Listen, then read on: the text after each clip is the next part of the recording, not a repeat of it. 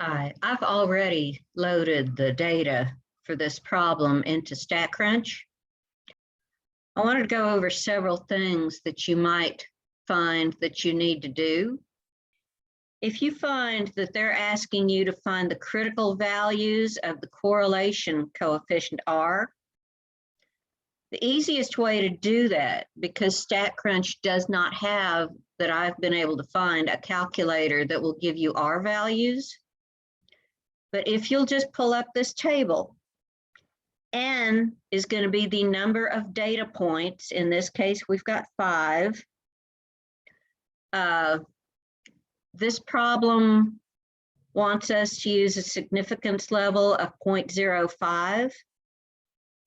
So in the second column, all you have to do is look down to find the row with the 5, and then look to the column that has 0.05. The only options here are 0.05 or 0.01.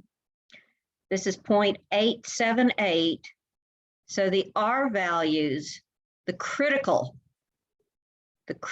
R values, the ones which we would compare the test value R value to, are going to be plus and minus, because it's a two-tailed test, 0.878.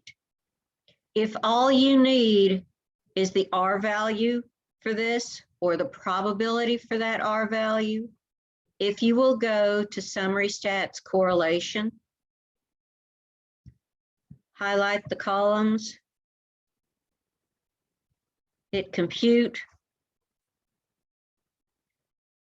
The correlation in this case between the right and the left arm is 0.844.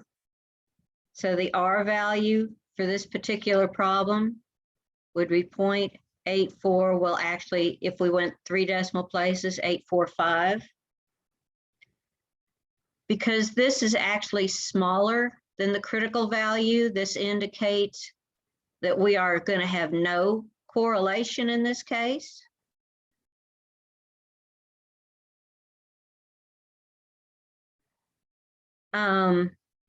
I failed in this case to click on the two-sided p-value. Had I done that, it would have also given me the probability of getting that R value. So this is the R value. This is the p-value, or the probability for that R value. Notice that this is a larger number than 0.05. So this also confirms that we would have no correlation. Most of the time, what they're going to ask you to find are other things dealing with the regression equation. If you'll go to Stat, Regression, Simple Linear, again, you want to highlight the columns to let it know where the data will be. In the case of asking about a hypothesis test, the hypothesis test is going to have to do with the slope. Don't worry about the intercept. It's always going to be the slope is 0, and almost always going to be, therefore, the slope is not equal to 0. You want to match up your confidence interval with the right level. If we go down just a little bit farther, you will see here that there is a prediction for Y. Now, after I hit Compute, we will have the regression equation. But if you're also going to be asking it to predict a certain Y value, you want to enter the corresponding X value here. In this case, they're wanting us to find the blood pressure in the left arm, given that the blood pressure in the right arm is 85. That's the X value, so we would enter that here.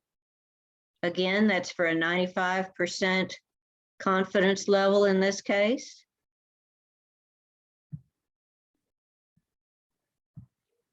You can take a look at the graph for what the prediction interval actually means. Remember that a prediction interval has to do with getting an interval that should hold the y value for a specific given x value. Whereas a confidence interval is going to be finding an interval which we are 95% or whatever confidence will hold a population value such as the mean or the proportion. So having hit compute, it shows here that the dependent variable is the left arm, independent variable is the right arm. This is our correlation equation or our regression equation. So this is the same thing if we go to 1 decimal place as y cap equals 5.6 will be the constant plus 1.14x, rounding these off to 2 decimal places. It's got the sample size as 5. It gives us the R value, which agrees with what we found before. It gives us R squared. If you need to find the test statistic as opposed to the R value, the actual test statistic here is going to be a t-stat. It's going to be the one on the line with the slope. The probability is the same as what we got before. It'll be on the line with the slope for the parameter. And last but not least, our predicted value when x is 85, the predicted value for y is right here, is 152.5. Now, notice that this predicted y value does not match the one that they had marked correct. This is, for this particular problem, due to the fact that the p-value, the probability of getting this R value, if the null hypothesis is correct, the probability is 0.07. That is larger than 0.05. Again, as I said before, this indicates there is not a correlation between the two. When there is no correlation, you might feel like they're just messing with you, but this is real. If there is no correlation, then the best predicted value is going to be the mean, X bar. This mean is not going to be shown in the regression information. So we need to go back to statistics, summary stats, select columns, select the column with the Y values, select the mean, hit compute. That comes up with the 156.6. That's where this number came from.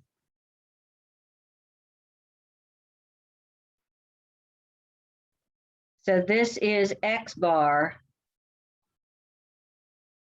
not Y hat, because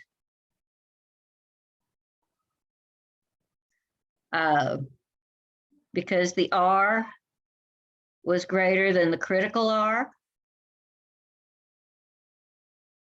or you can say because the p-value